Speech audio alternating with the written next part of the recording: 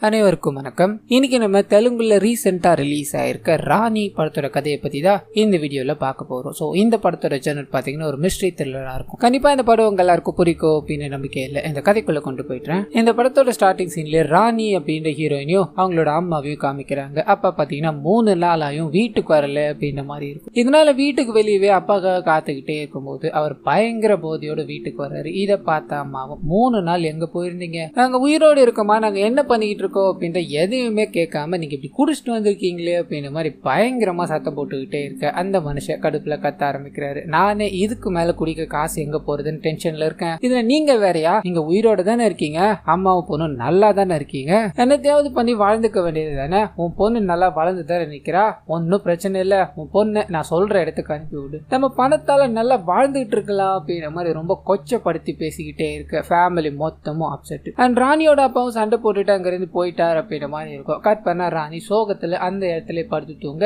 இதுக்கு அடுத்த நாள் காலையில காமிக்கிறாங்க. எழுந்து பார்த்தா அம்மாவை காணும். அம்மா எங்க போயிட்டாங்களோ அப்படின்ற மாதிரி சுத்தி முத்தி தேடிக்கிட்டே இருக்கும்போது வீட்டுக்குள்ள அம்மாவோட பிணம் மட்டும் கிடக்குது, இறந்து போற நிலையில. இதை பார்த்தது பயங்கரமா அழுவ ஆரம்பிக்கிறாங்க. அந்த அம்மாவோட இறுதி சடங்குலாம் முடிஞ்சதுக்கு அப்புறம் காமிக்கிறாங்க. அப்பா இந்த எந்த சம்பவத்திலையும் பங்கேற்றுக்கல அப்படின்ற மாதிரி இருக்கும். தான் மட்டும் தான் தனிமையில அந்த வீட்டுக்குள்ள இருக்கும்போது அப்பதான் ஒரு 2 பேர் ஓடி வந்து உன்னோட அப்பா மலைக்கு பின்னாடி இறந்து கிடக்கிறார் அப்படின்ற தகவலை கொடுக்குறாங்க. இவங்க வேகமா ஓடி போய் பார்க்க தூரத்துல அப்பா இறந்து போய் கிடக்குறாரு. அதை சுத்தி ஊர் மக்கள் எல்லாருமே நின்னுகிட்டு இருக்காங்க. இந்த விஷயத்த பார்த்ததும் அப்பாவும் இறந்துட்டாரு, அம்மாவும் இறந்து போயிட்டாங்க அப்படின்ற சோகம் தனிமையில வேற இருக்காங்க இல்லையா, ஆட்டி படைக்க ஆரம்பிக்குது. இதனால அந்த வீட்டுக்குள்ள இருக்க வேணாம் அப்படின்ற மாதிரி முடிவு பண்ணி தன்னோட திங்ஸ் எல்லாத்தையும் எடுத்துக்கிட்டு வேற ஒரு ஊருக்கு கிளம்புற மாதிரி காமிக்கிறாங்க. பசியால ரொம்ப வாடி போய் ஒரு இடத்துல உட்காந்துக்கிட்டே இருக்கும்போது இரவு நேரமா இருக்கும். ஒரு நபர் வந்து என் கூட வர முடியுமா அப்படின்ற மாதிரி கேட்க இவங்களுக்கு இப்ப பண தேவை இருக்கு இல்லையா, இதனால காசை வாங்கிட்டு அவர் கூட போற மாதிரி காமிக்கிறாங்க. கொஞ்சம் பணம் கிடைக்குது. அதை மேலும் மேலும் சேகரிக்கணும் அப்படின்றதுக்காக அந்த தொழில இறங்க ஆரம்பிக்கிறாங்க. நாட்கள் போக போக அந்த ஏரியாலே ஒரு ரூம் எடுத்து தங்க ஆரம்பிக்கிறாங்க. ராணிய தெரியாத ஆண்கள் இருக்கவே முடியாது அப்படின்ற நிலைமைக்கு, அதாவது அவ்வளவு ஃபேமஸா பாத்தீங்கன்னா அந்த ஏரியால ஆயிட்டுறாங்க. அந்த சமயத்துலதான் சிவா அப்படின்ற ஒரு நபர் இவங்களோட வீட்டு கதவை தட்டுறாரு. நீ தான் ராணியான்னு கேட்க இவர் வந்ததுக்கான காரணம் என்ன அப்படின்னு அவங்க தெரிஞ்சுக்கிறாங்க. உள்ள கூப்பிடுறாங்க. எல்லா வேலைகளும் முடிஞ்சதுக்கு அப்புறமா நீ இந்த தகர டப்பால தங்கம் மாதிரி இருக்க, என் கூட வந்த அப்படின்னா தங்கத்தோட வேல்யூ என்ன அப்படின்றத நான் காட்டுறேன். ஆனா அது மட்டும் இல்லாம எனக்கு உனக்கு ரொம்ப பிடிச்சிருக்கு, நீ என் கூட வர முடியுமான்னு கேட்க அவங்க யோசிக்கிறாங்க. சரி நம்ம வாழ்க்கையை அடுத்த கட்டத்துக்கு எடுத்துட்டு போவோம் அப்படின்ற மாதிரி முடிவு பண்ணி அவர் கூட போறாங்க. நிறைய கிளைண்ட்ஸ் எல்லாத்தையும் அட்டென்ட் பண்ணிக்கிட்டே இருக்கு. வாழ்க்கை 2 பேருக்கும் சந்தோஷமா போய்கிட்டே இருக்கு. இவங்க 2 பேரும் காதலிக்கிறாங்க அப்படின்ற மாதிரி இருக்கும். இதுக்கு நடுவுல தான் ஒரு மேஜர் ஆக்சிடென்ட் பாத்தீங்கன்னா ஏற்பட ஆரம்பிக்குது. தலையில அடிபட்டு ராணிய ஹாஸ்பிட்டல்ல காமிக்கிறாங்க. கண் முழிக்கும் போது பக்கத்துல ஒரு டாக்டர் இருக்காரு. அந்த டாக்டரோட அம்மாவோட நினைவுகள் ஏதாவது இருக்காருன்னு கேட்க அம்மாவை மறக்க முடியுமா, அம்மா என்னைக்கா இருந்தாலும் என் மனசுக்குள்ளே தான் இருப்பாங்க, என்னோட அப்பா ரொம்ப கெட்டவர் அப்படின்ற மாதிரி அழுதுகிட்டே இருக்கு. டாக்டர் ஒன்னும் கவலைப்படாதமா, தலையில சின்னதா அடிபட்டு இருக்கு, உன்னோட சிவா வந்துட்டா எல்லாமே அவன் பாத்துப்பான்னு சொல்ல இவங்க சிவாவை ஓடி போய் கட்டி பிடிக்கிறாங்க. அப்படியே கட் பண்ணா வீட்டுக்குள்ள காயங்கள் ஆறட்டும் அப்படின்ற மாதிரி கடக்க ஆரம்பிக்கிறாங்க. சில நாட்கள் கழிச்சு கிளைண்ட்ஸ் எல்லாமே போன் அடிச்சுக்கிட்டே இருக்காங்க. ராணி நம்ம இந்த தொழிலுக்கு இறங்கி தானே ஆகணும், நம்ம அடுத்த வேலையை பார்த்தாகணும்ல அப்படின்ற மாதிரி சிவா கேட்க அவங்களும் தன்னோட தொழிலை மறுபடியும் கண்டினியூ பண்ணணும் அப்படின்ற மாதிரி வேலைகளில் ஈடுபட ஆரம்பிக்கிறாங்க. கட் பண்ணா ஒரு பெரிய லாட்ஜ் மாதிரி இருக்கும். அங்க ஒரு நபர் கூட தனிமையில இருக்கும்போது அந்த இடத்துக்கு திடீர்னு ஒரு போலீஸ்காரர் என்டர் ஆகுறாரு. ரைடு எல்லாத்தையும் மேக் பண்ணிக்கிட்டே இருக்கும்போது ராணிய பாக்குறாரு. பயங்கரமான அதிர்ச்சி. சங்கீதா நீ எங்க இங்கன்னு கேட்க அவங்க சங்கீதாவா, நான் ராணி, இப்ப என்ன நீ அரெஸ்ட் பண்ண தானே போற, அரெஸ்ட் பண்ணிக்கோயா, சிவா வந்து என்ன காப்பாத்துவான்னு சொல்ல இவருக்கு ஒன்னும் புரியல. அவங்கள பலார்னு ஒரு அரைஞ்சு ஸ்டேஷனுக்கு கூட்டு போகாம வேற ஒரு இடத்துக்கு கூட்டு போயிட்டாரு. எப்படி இருந்த பொண்ணு எதனால இப்படி மாறிட்டேன்னு கேட்க இவங்களுக்கு ஒன்னும் புரியல. என்னையா ஏதோ பேசிக்கிட்டே இருக்க, என்ன ஸ்டேஷனுக்கு கூட்டு போகாம இங்க எதுக்கு வந்த, யா சிவா இன்னும் கொஞ்ச நேரத்துல என்ன காப்பாத்த போறான், தேவையில்லாத எதையோ பேசிட்டு இருக்காதையான்னு சொல்ல இவருக்கு ஒன்னும் புரியல. ரொம்ப அப்செட்டோட வெளியே வந்து ஒரு மாதிரி யோசிக்க ஆரம்பிக்கிறாரு. ஒரு சின்ன பிளாஷ்பேக் ஒன்று போக ஆரம்பிக்குது. சங்கீதா அப்படின்ற ஒரு பொண்ணை காமிக்கிறாங்க. அம்மா இல்லாம அப்பா துணையோட வளர்ற இவங்க அப்பா மேல பாத்தீங்கன்னா ரொம்ப பாசமா இருப்பாங்க.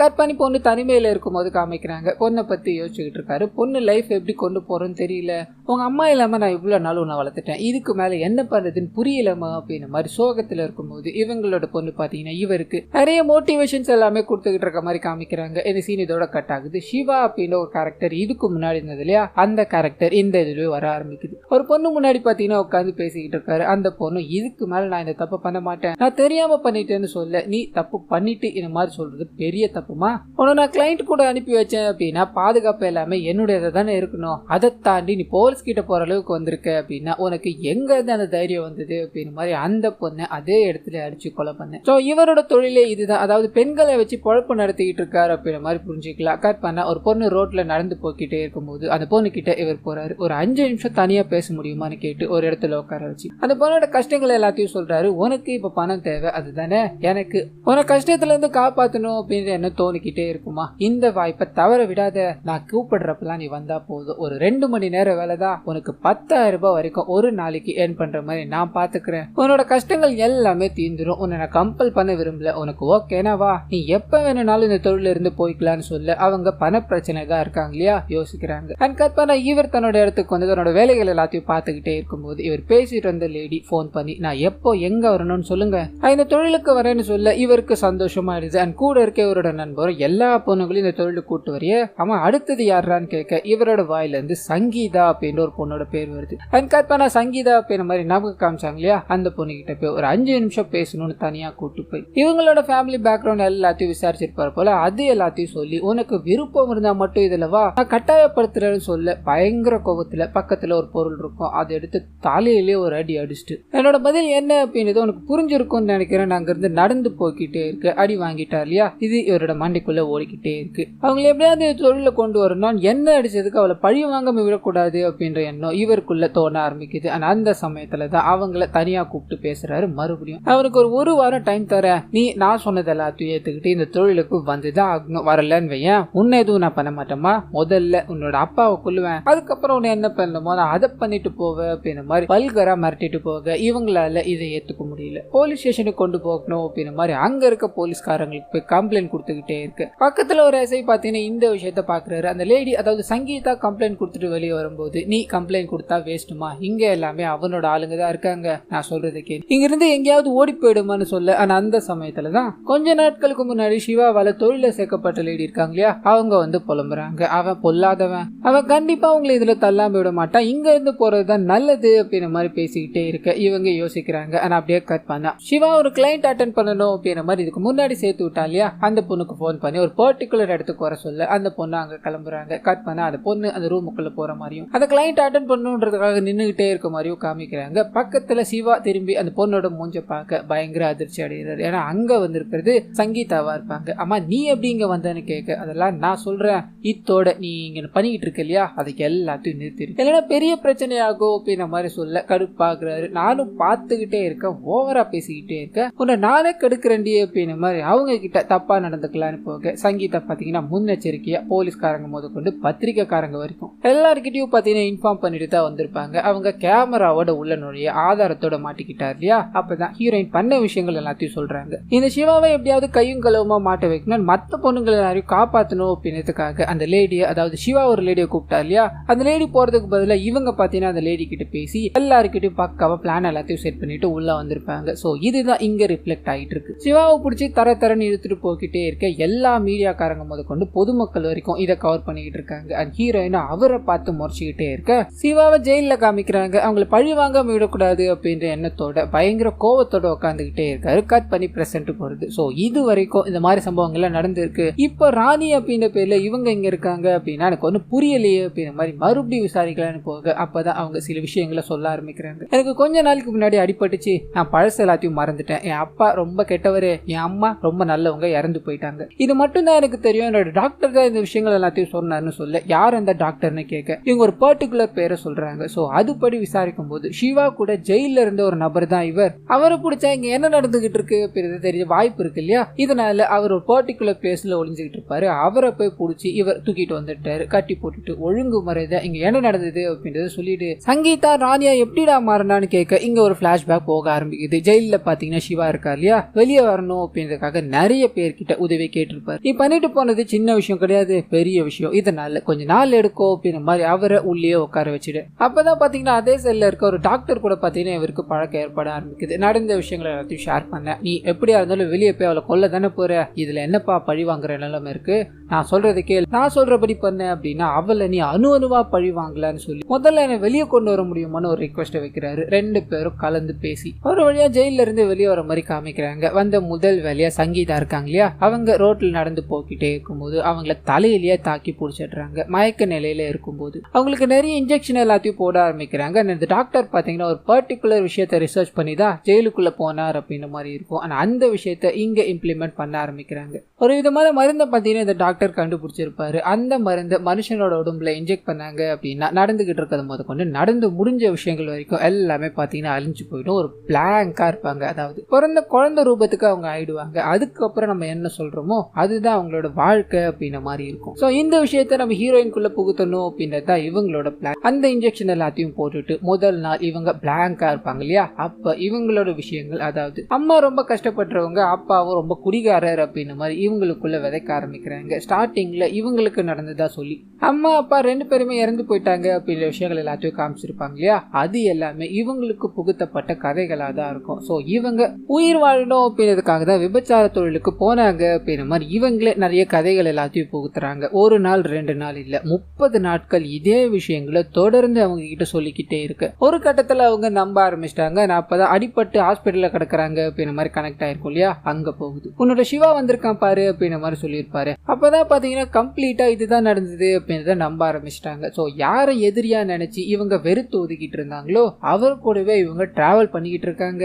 அண்ட் எந்த தொழிலுக்கு போகவே கூடாது, பெண்கள் எல்லாரையும் காப்பாற்றணும் அப்படின்ற மாதிரி நினைச்சுக்கிட்டு இருந்தாங்களோ அந்த தொழிலை இப்ப பண்ணிக்கிட்டு இருக்காங்க அப்படின்ற விஷயம் தெரிஞ்சதும் பயங்கர வேதனை அடைகிறாரு. முதல் வழியா டாக்டரை அங்கேயே அடைச்சி வச்சுட்டு நம்ம ஹீரோயினை போய் சந்திக்கிறாரு. அவங்க கிட்ட பேசி பார்க்கணும் அப்படின்ற மாதிரி ட்ரை பண்ண அவங்க எதுவுமே கேட்கறதா தெரியல. சிவாவோட புராணத்தை மட்டுமே தான் பாடிக்கிட்டு இருக்காங்க. இதனால டாக்டர் கிட்ட பேசும்போது அவர் பாத்தீங்கன்னா ஒரு பர்டிகுலர் டோஸை தான் நான் உங்களுக்கு கொடுத்துருக்கேன், 1 வருஷத்துல அது எல்லாமே முடிஞ்சிடும். அதுக்கப்புறம் இவங்க ராணியா இருந்ததோ சங்கீதாவா வாழ்ந்ததோ ரெண்டுமே உங்களோட ஞாபகத்துல இருக்கும். அண்ட் மொத்தமா இவங்களை மறக்க வைக்கணும் அப்படின்ற மாதிரி டோஸை கொடுக்கலான்னு போகும்போது தான் அந்த சிவா இருக்கான் இல்லையா தடுத்து நிறுத்தினா. ஏன்னா அவங்கள இப்படி நான் பழி வாங்கிட்டு இருக்கேன் அப்படின்றது அவங்களுக்கு தெரிஞ்சாதான் சுவாரஸ்யமா இருக்கும் இல்லையா, அது பேஸ் பண்ணி தான். ஸோ இவங்க இன்னும் ஒரு 4 மாசத்துல ரெக்கவர் ஆயிடுவாங்க அப்படின்ற மாதிரி இருக்கும். இதனால இந்த போலீஸ்காரர் பார்த்தீங்கன்னா இப்போ அவங்க கிட்ட சொல்லி எந்த பிரோஜனமும் இல்லை. இதனால 4 மாசமும் இங்கேயே வச்சு அதுக்கப்புறம் எதுவா இருந்தாலும் பாத்துக்கலாம் அப்படின்ற மாதிரி முடிவு பண்றாரு. அங்கேயே வைக்க ஆரம்பிக்கிறார். ரன்காட் பண்ணா சிவாவும் ராணி எங்க போறாங்க அப்படின்ற விஷயத்த தேடி அலைய ஆரம்பிக்கிறாரு. எங்க தேடியுமே டெட் அண்டாவே இருக்கு அப்படின்ற மாதிரி அவர் ஒரு பக்கம் துடிச்சுக்கிட்டே இருக்கு. நாட்கள் போக ஆரம்பிக்குது. ராணியும் அங்கிருந்து தப்பிச்சு போகணும் அப்படின்ற மாதிரி எவ்வளவு முறை ட்ரை பண்ணிக்கிட்டே இருந்தாலும் ஆனா இந்த போலீஸ்காரரை தாண்டி போக முடியல அப்படின்ற மாதிரி இருக்கும். ஒரு 4 மாசம் கழிச்சு காமிக்கிறாங்க. இன்னைக்குதான் கடைசி நாளா இருக்கும். இன்னைக்குதான் அவர் ராணியா இருக்கிற கடைசி நாள். இதுக்கப்புறம் அவளோட லைஃப்ல என்ன நடக்க போகுதோ அப்படின்ற மாதிரி போலீஸ்காரர் யோசிச்சுக்கிட்டே இருக்கும்போது ராணி கண் முழிக்கிற மாதிரி காமிக்கிறாங்க. கண் முழிச்சா சுத்தி இருக்க இடங்கள் எல்லாமே ஒரு மாதிரி வித்தியாசமா இருக்கு. இது நேரம் வரைக்கும் போலீஸ்காரரோட பேர் கூட தெரியாம இருந்த இவங்க இப்ப போலீஸ்காரரோட பேரை சொல்லி கூப்பிட்டு அவருக்கு புரிஞ்சு போயிடுச்சு. சோ நடந்த விஷயங்கள் எல்லாமே இதுதான் உன்னோட வாழ்க்கையில நடந்தது அப்படின்றத எல்லாத்தையும் எக்ஸ்பிளைன் பண்ணிட்டு உன்னோட அப்பாவை அந்த சிவா தான் கொலை பண்ணான்னு சொல்ல இவங்க ஒரு மாதிரி கதறி அழ ஆரம்பிக்கிறாங்க. நம்ம வாழ்க்கையை எப்படி எப்படிலாம் வாழணும்னு நினைச்சோம், இப்படி ஆயிடுச்சு அப்படின்ற மாதிரி ரொம்ப சோகத்துல உட்காந்துக்கிட்டே இருக்கும்போது போலீஸ்காரர் அவங்க கிட்ட போய் ஒரு கண்ணை கொடுக்குறாரு. உனக்கு 2 ஆப்ஷன் தான் இருக்கு. ஒன்னு ராணியா மாறி அவனோட வாழ்க்கையை, அதாவது சிவா கூட வாழ்க்கையை கண்டினியூ பண்ணணும், இல்ல சங்கீதாவா அவங்க கிட்ட இருந்து ஓடி ஒழியணும். இது 2த்தையுமே பண்ண மாட்டேன் அப்படின்றது எனக்கு நல்லா தெரியும். கண்ணை புடி, உன்னோட வாழ்க்கையை நீயே தேர்ந்தெடுத்துக்கோ அப்படின்ற மாதிரி போலீஸ்காரர் கண்ணை கொடுத்துட்டு போக இவங்க வேகமா சிவாவை போய் பாக்குறாங்க. வாமா, நீ என்ன பார்க்க வருவேன்னு எனக்கு கண்டிப்பா தெரியும். கண்ணெல்லாம் எதுக்கு வச்சு காமெடி பண்ணிக்கிட்டு இருக்க அப்படின்ற மாதிரி கண்ணை புடுங்கி போட்டுட்டு, உனக்கு என் கூட வாழதை தவிர வேற வழியே இல்ல,